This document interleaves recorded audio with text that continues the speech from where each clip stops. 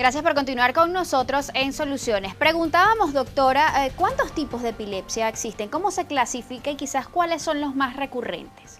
Muy bien, entonces para hacerlo de manera didáctica, hablamos de la que todo el mundo puede diagnosticar, que son las que los bomberos recogen en la calle, la gente recoge en el metro. Es una convulsión generalizada, que no tiene aura, no tiene aviso. Aviso o aura significa en este caso lo mismo. La generalizada, el individuo cae al suelo, tiene sacudidas violentas de brazos y piernas, puede relajar los esfínteres y está inconsciente. Esa es la generalizada. Y la otra, que también es generalizada, pero que el individuo no cae al suelo, es la tipo ausencia, que antiguamente se llamaba petit mal o pequeño mal.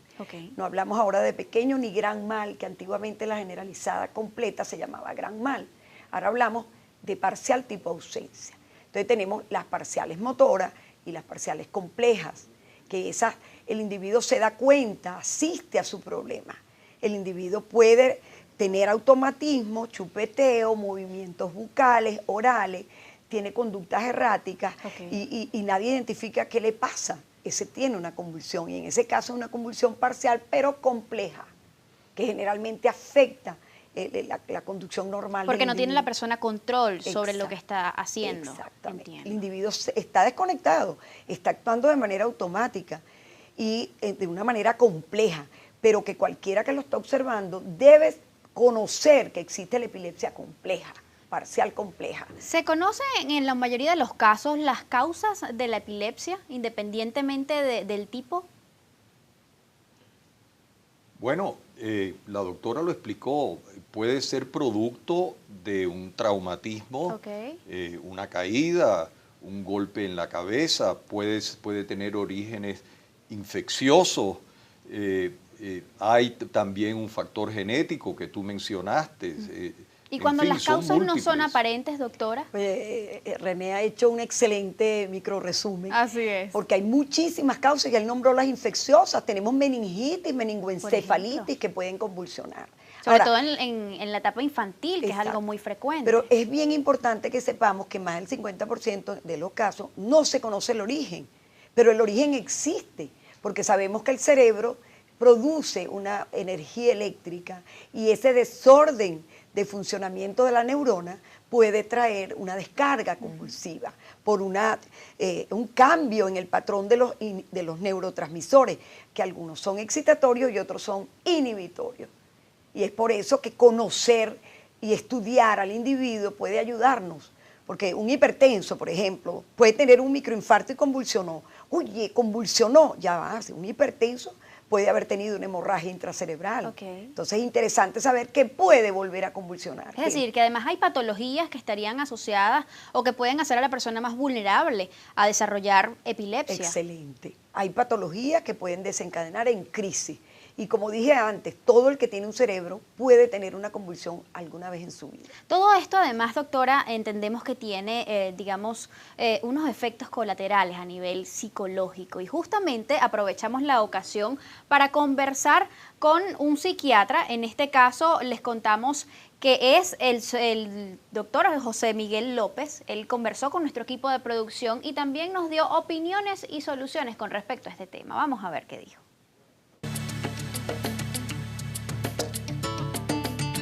El abordaje psiquiátrico del paciente con epilepsia se lleva a cabo tomando en cuenta primero la individualidad de la persona como individuo, la persona en su contexto familiar, la persona en su contexto de pareja, la persona en su contexto laboral y la persona en su contexto social y recreativo, y también en su contexto académico.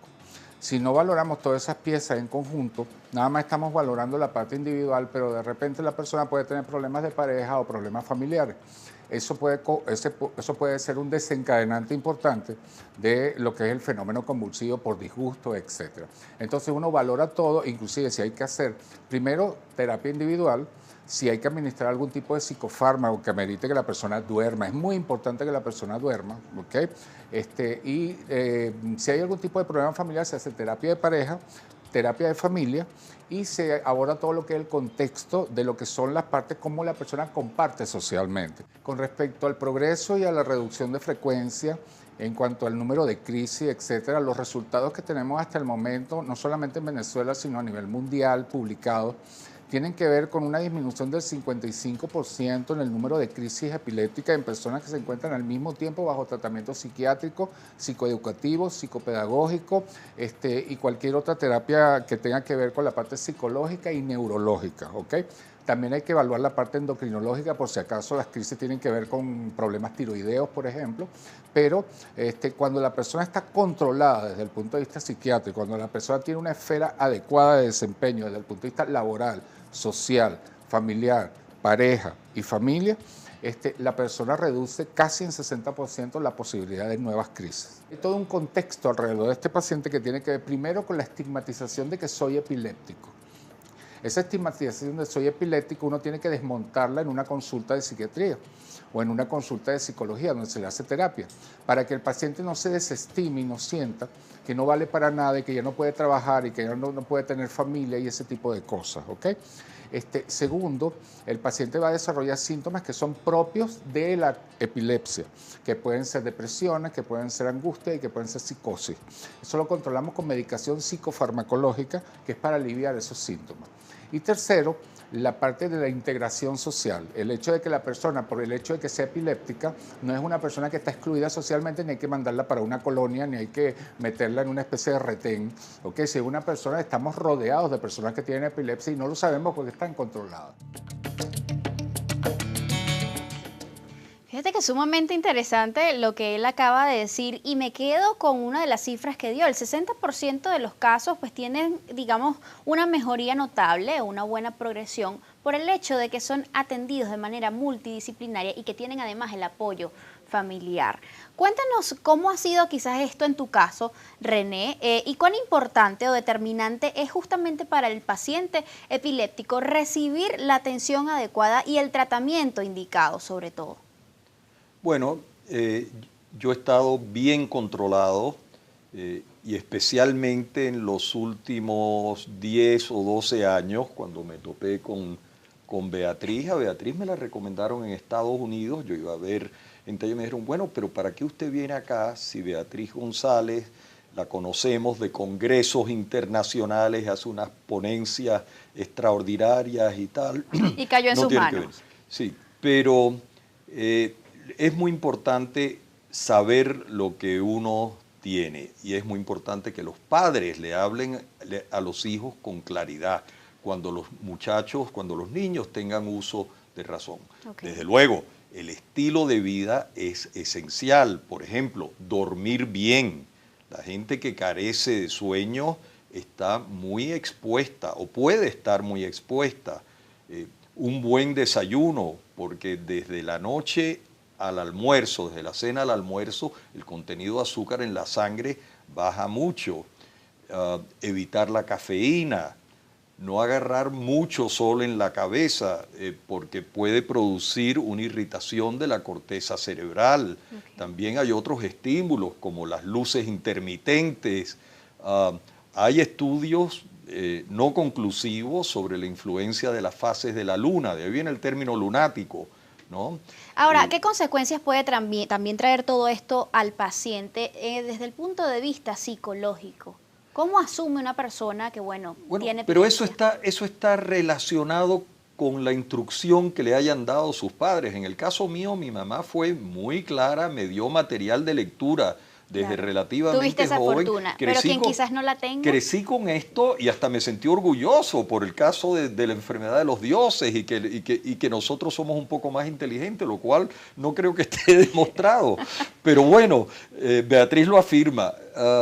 Ahora, quien no tiene eso y transcurren los años y a veces caen en denial, los padres no quieren admitir negación, o se resisten, entonces caen en negación, entonces bueno, ahí yo creo que una asistencia psicológica y profesional puede ser muy importante, pero la responsabilidad primordial, en mi opinión, es la formación de los padres por el desconocimiento que hay. Mire, nosotros, hablamos de la Liga Venezolana contra la Epilepsia, le hemos ofrecido nuestros servicios a los consejos municipales para dar charlas en espacios abiertos, en espacios cerrados, ¿Y qué ha que pasado inviten con a eso? los padres y todo lo demás. Solamente 1 o 2 ha aceptado nuestra invitación y es algo gratuito, ¿no? Es decir, no percibimos compensación ¿Se ve por entonces esto. esto como algo, un tema tabú en nuestro país todavía? Sí, es que bien decía él, la persona que lo tiene no lo dice, porque esto está Por miedo a ser estigmatizado. rechazado. Bueno, y me van a despedir y en un seguro, los seguros no aceptan al epiléptico. Entonces, los médicos no podemos decir que ingresó con un estatus convulsivo. El paciente ingresó por otra razón. Eso no puede ser, pero sí, el seguro protege, ampara al que ha tenido una diabetes, al que es hipertenso. La epilepsia tiene una condición bastante benigna. A mí me ha tocado una buena era. Y como dice René, su caso está súper bien controlado, pero él es una persona muy disciplinada. Amén que para ya el siglo XXI en que estamos, los adelantos terapéuticos son de tal magnitud que se logra controlar. El 80% de los casos puede ser controlado con medicación. Bueno. Y si no tenemos la medicación, tenemos otra metodología. Hay casos que pueden resultar quirúrgicos. Y yo pues quiero hacer un pequeño paréntesis. Fíjese, hay tratamientos quirúrgicos, pero tienen que ser casos muy estudiados. Esto lo hemos publicitado en prensa para que la gente sepa que existen casos que tienen que ser sometidos a una cirugía. Pero aquel caso que no obedece a una respuesta positiva ante una cirugía, también tenemos el conocido estimulador del vago que me he traído. El modelo inicial cuando fue descubierto, miren el tamaño de un equipo para ser colocado debajo de la piel en el pectoral, y tiene unos conectores que llegan al nervio vago en el cuello y el individuo siente que viene una crisis y pasa un magneto por encima de este equipo y la crisis desaparece o se inhibe la crisis. Vean ustedes dónde estamos actualmente. Vean ustedes el primero, vean ustedes el segundo. Fíjense cómo estamos, cómo va progresando la ciencia. La ciencia es algo prodigioso.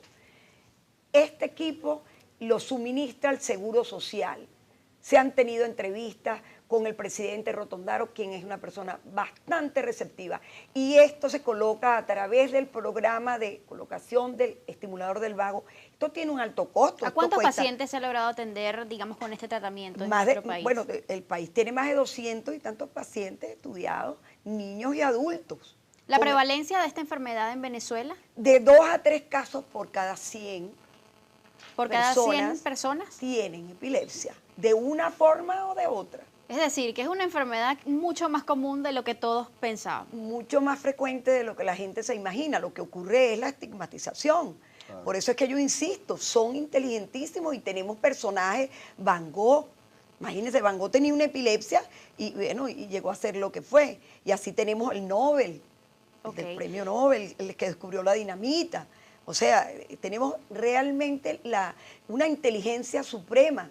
Hay algo que también me llamaba la atención de lo que dijo el psiquiatra y tiene que ver con las enfermedades asociadas al metabolismo, que también pudieran tener alguna incidencia o estarían relacionadas con el tema de la epilepsia. ¿Cómo se da eso? Sí, hay enfermedades metabólicas que por una alteración o un desequilibrio de esos componentes bioquímicos pueden tener convulsiones. Entonces preguntaremos las más frecuentes. Una persona diabética que no tiene un equilibrio con las cifras va a tener una pérdida del conocimiento y puede caer en crisis. ¿Personas con problemas de tiroides? Las personas hipertiroideas tienen que ser diagnosticadas. ¿Por qué? Porque el tratamiento y el seguimiento es diferente. Una persona que tiene síncopes vasovagales, que cae bruscamente al suelo, que no es un epiléptico, pero que le ha sucedido muchas veces. Una persona que no tiene un funcionamiento adecuado del corazón, que tiene un ritmo sumamente bajo y hace esas pausas muy largas después de un ritmo acelerado, cae en un periodo de bloqueo y puede perder el conocimiento. ¿Personas que hayan tenido quizás accidentes cerebrovasculares también? Claro, los accidentes cerebrovasculares son una de las causas más frecuentes en el país, porque bueno, ahorita tenemos gente de 30 y tantos años hipertenso. Tenemos muchísima participación a través de nuestra cuenta en Twitter. Vamos a leer rápidamente algunos de estos comentarios. Jonathan Ramírez dice: tengo epilepsia, estoy medicado y convulsiono poco. ¿Esa condición se puede transmitir cuando tenga un hijo? Pregunta él. Bueno, depende de la causa, entiendo. Bueno, tendríamos que saber, en el caso de él, si existe familiarmente hablando muchas familias que tengan la condición de Antecedente. convulsiva. Ok. Pero eso no significa que él va a transmitir su convulsión al niño, porque empezando él aporta la mitad de sus cromosomas, pero tiene bastante más influencia la mamá. Otra persona por acá, Clefimar, nos dice, buen día, tengo hija con epilepsia parcial compleja, me gustaría que hablaran de ese tipo, brevemente. Brevemente, la parcial compleja es aquella epilepsia del lóbulo temporal que ocurre desde la niñez y la adolescencia, donde la persona o el niño tiene una convulsión que no cae al suelo, sino que realiza actos automáticos, y hay que seguirlo. ¿Por qué es importante? Porque está en el área del hipocampo, y el área del hipocampo que es muy relacionada con el aprendizaje, con las emociones. Entonces tenemos que diagnosticarlo, medicarlo y seguirlo para que su nivel intelectual no se vea afectado. Kenia Guerrero también pregunta, buenos días, ¿cuál es el tratamiento para la convulsión febril en niños? Muy importante esa pregunta. Toda convulsión febril debe ser seguida. Existen estudios de tipo epidemiológico donde la doctora Karin Nelson hizo un seguimiento a más de 5.000 niños que habían tenido convulsión febril, y el seguimiento dio que muchos de esos niños, un porcentaje elevado, pueden volver a convulsionar. Evidentemente depende cuánta temperatura tuvo el niño, cuánto duró la crisis, si no dejó secuela después de tener la crisis. Todo tiene que ser señalizado y estudiado. Pero una convulsión febril simple significa que tenía 40 de fiebre, duró menos de un minuto, probablemente tenga una característica de más benignidad a futuro y puede que no convulsione nunca más. Cuando quizás el tratamiento no se asume de una forma disciplinada, cuando esa persona quizás no hace cambios en su estilo de vida por mejorar su condición, ¿pueden aumentar o puede aumentar la frecuencia con la cual se manifiesten estos ataques, digamos, epilépticos? De eso vamos a hablar al regreso. Tenemos que hacer una pausa, ya venimos y seguimos leyendo sus comentarios al regreso también.